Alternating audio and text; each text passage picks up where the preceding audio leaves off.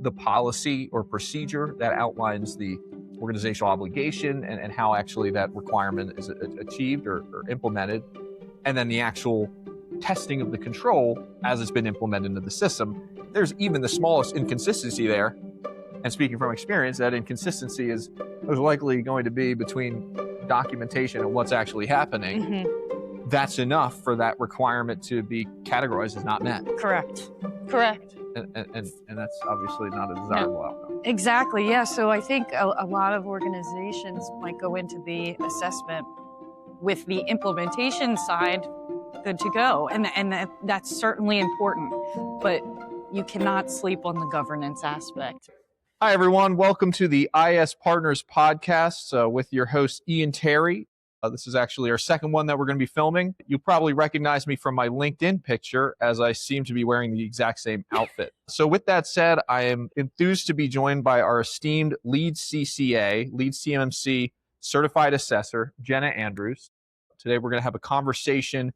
She is just coming out of successful certification assessment as a C3 PAO.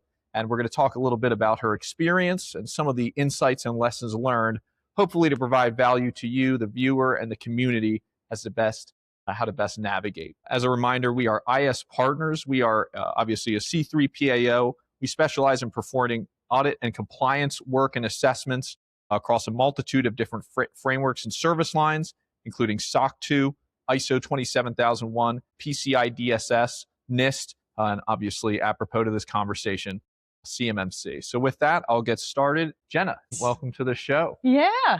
Super excited to have you on. Me as well. Obviously, talk CMMC, my favorite subject. Exactly right. So how about you start things off by just doing a quick introduction of yourself and what your role is here at IS Partners. Sure. So my name is Jenna Andrews. I am one of the senior consultants and directors at IS Partners. Been here close to 8 years now, I believe. And I am also a lead CCA in the CMMC world. That is the top designation as far as assessments are concerned as an assessment team role. So I'm enthused to talk with everyone and certainly with Ian about CMMC and lessons learned. I think that's kind of the topic we plan to drill into a little bit. Absolutely. So one of the first things I kind of want to get into, it feels like a topic that keeps coming up, but your experience with the last assessment really highlights and kind of magnifies the importance of this, I think. This concept around how important documentation is as it relates to building your CMMC program, right? Yes. Maybe you could talk about or give some examples of the core elements that an entity should expect to prepare and maybe connect them to how that impacts the outcome of their assessment. Yeah, it's a great question. Documentation is one of those topics where it's one of the most important things that a lot of the time gets undermined in that it's maybe not a lot of special attention goes to it. And I will say from the assessment standpoint, it is probably one of the most important things to be on the lookout for as it relates to CMMC. So to your point, Ian, as it relates to going into a CMMC assessment with documentation, what I have found is that tends to be the common pitfall of OSCs or organizations seeking certification is documentation not being aligned across the board. So one thing I saw someone post about or say on social media or something, but it resonated to me. Someone had made a comment that said, OSCs and security engineers and architects spend years architecting CMMC information systems and their enclaves and their environments to support their services. They spend years on this. They've looked at these documents for years. They are so knowledgeable in their service lines and their systems. When you get into an audit, this auditor has 2 weeks pretty much during phase 2 to understand the system almost as well as you guys. So documentation is really the first step in getting the auditors up to speed on the environment. So while you might have all the answers at the OSC, at the organization level, the auditors or assessors, are coming in on a blank slate. So that documentation alignment is key. And when I say alignment, it's aligning one of the core documents, the system security plan, which is a requirement going into the assessment, and policy and procedure and any sort of diagrams that are going to be key, in addition to any of the artifacts that you're providing to support those things. So as an assessor, we're looking at all of these things together. We're pulling up the system security plan. We're pulling up your policy and procedure. We're pulling up your artifacts. We're looking at everything, making sure they're aligned. And then on interviews, we're asking, so, hey, I'm looking at all this stuff, right? Can you tell me how this works and maybe give me a different example? So if there's a word in the system security plan, passwords are changed every 90 days. We're looking at a password configuration setting that says 120 days. That's going to pose a problem, right? So if your policy doesn't include any standard around password change, we have a misalignment. So as it relates to documentation, that's one of the core things and one of the most important things going into a CMMC level 2 assessment.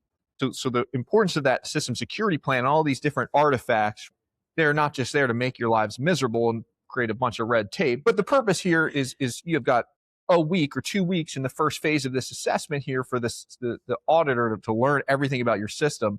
And then to Jenna's point, her goal here, she needs to reconcile like those 3 manifestations of the requirements to determine whether or not they're met.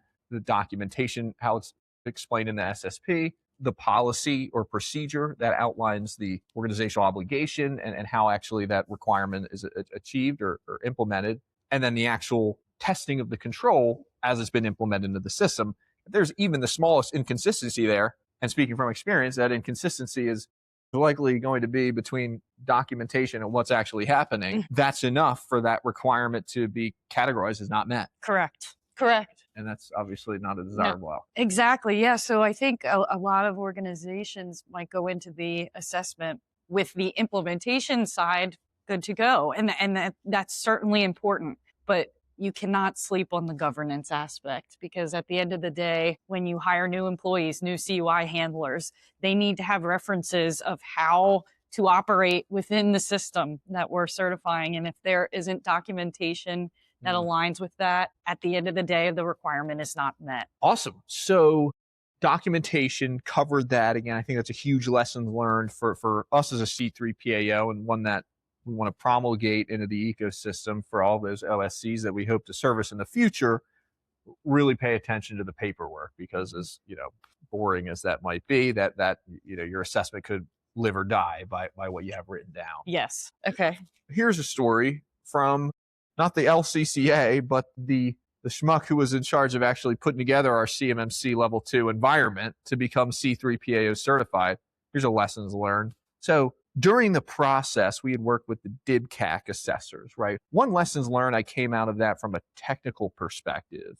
We were essentially trying to navigate the multi-factor authentication for local access to in-scope device, something like that. The tricky part was we were using Windows Hello for Business, which essentially uses a cryptographic proof of someone's identity on the laptop that can be cached and reinserted during the authentication process. Right? And that serves as a means of authentication, essentially something you have, a certificate, a cryptographic assurance of the identity of the user. When we attempted to explain that to our DIBCAC auditors, we initially went the route of giving like a graduate level class on how key exchange and cryptography worked.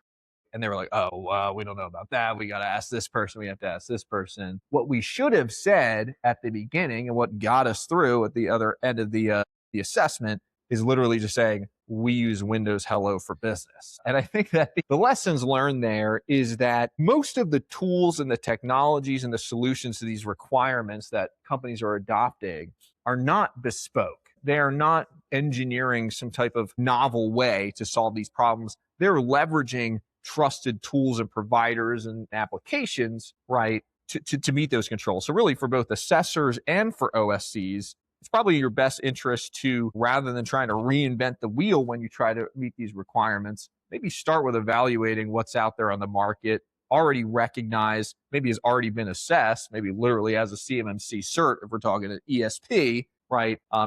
And use that approach and communicate that to the assessor, because more than likely they've had to navigate and assess against a very similar type of tool or solution, et cetera, right? That might alleviate the disconnect in attempting to explain, again, like some type of super proprietary bespoke solution that's just going to get an assessor loss when you could have said Windows Hello for Business on day one or something. Sure. Like that. So yes. that's some insight on my side of things. Yeah, that's a good point. I think you have to remember that the assessment team individuals, they do have to go through a rigorous process of gaining experience and certifications. But at the end of the day, they don't always know everything. None of us can. They're humans too. To your point, something like Windows Hello for Business, it's a popular solution that an assessor typically would understand. They can easily research if they don't and ensure based on their knowledge of the requirements from an assessor's perspective, whether or not that meets the requirements without going into the technical specifics of every detail of the encryption protocols. And I think kind of to build on that concept and apply it to a different train of thought is this dynamic around that newly released FAQ, the conversation around ESPs and what their involvement is in an OSC's assessment. Based on my understanding, but you go ahead and correct me if I'm wrong, the ESP will be expected to participate in the assessment as far as their involvement in the scope of the assessment. Correct. Right? The requirements are kind of dependent on what that involvement is. It could be the whole thing if they're processing, storing, or transmitting CUI data, or it could just be the requirements that apply to whatever they're doing, right? That's a little less cut and dry, yes. I think it's fair to say. But advising the ESPs out there that expect to service a high volume of these primes, subs, et cetera, that have CMMC as a need. What is your take as far as how they should navigate that? Should they jump right into that CMMC assessment approach? Should they kind of try their best to come up with a nice responsibility matrix and jump on those assessment calls, right? What's your thoughts on that? And how have you seen some of the entities we've assessed navigate that with the highest degree of successful outcome? So I could say from assessment, the ESP chose to be an active participant within the assessment. They were handling only what's called security protection data, which does not require them to have their own CMMC level 2 certification. For them, they were involved in the OSC's assessment from day one, start to finish, and they had a completed customer responsibility matrix, which is a requirement of these ESPs. However, because they do not personally handle CUI data, to your point, they are not technically required. With that said, my answer is it's a business decision. People don't like that answer probably, but it's really hard to say, truthfully, because there's pros and cons to either side, in my opinion. The ESPs that decide, hey, we just want to get level 2 certification to avoid having to deal with assessments and it'll provide assurance to our future clients. All of those are valid points. With that said, I do from experience know other assessors, assessment teams, and C3PAOs where they might still request you be involved in the assessment, even with the certification. And they're allowed to with their discretion and just the way that these assessments are built. So while they will probably most often take that level 2 certification and reference that and leverage it during the assessment, it doesn't mean you're off the hook completely. And still having a very foolproof customer responsibility matrix is going to be absolutely key. And to the OSC out there, making sure that your documentation ports that customer responsibility matrix. So if the ESP is saying, well, our client has the responsibility of XYZ, but your SSP is saying the ESP handles that for us, again, there's that misalignment between documentation. But that's the one side of it is, yes, that level 2 certification is definitely going to be valuable to ESPs. Certainly, no doubt about it. But it's also not a requirement and potentially timely, costly, all of those things. So I always just say it's a business decision. Ultimately, you would have to decide that internally if it's a journey that you want to take on and budget. I think it's certainly valuable. 100-171 is a wonderful framework that is aimed at securing CUI data. So you can't go wrong with implementing the controls and safeguarding your systems according to that framework. So very insightful answer, Jenna. And as always, we at IS Partners thank you for everything that you contributed to our CMMC program and our C3PAO endeavors. And to you, the viewer, we at IS Partners wish you a happy holiday season. And I hope you found the conversation stimulating. If you're interested in reaching out and connecting with myself, Ian Terry, or our esteemed LCCA, Jenna Andrews, we encourage you to reach out to us. You can find us on the internet at www.ispartnersllc.com. With that said, go ahead and sign out for now, and we will see you next time on the IS Partners Podcast. Take care.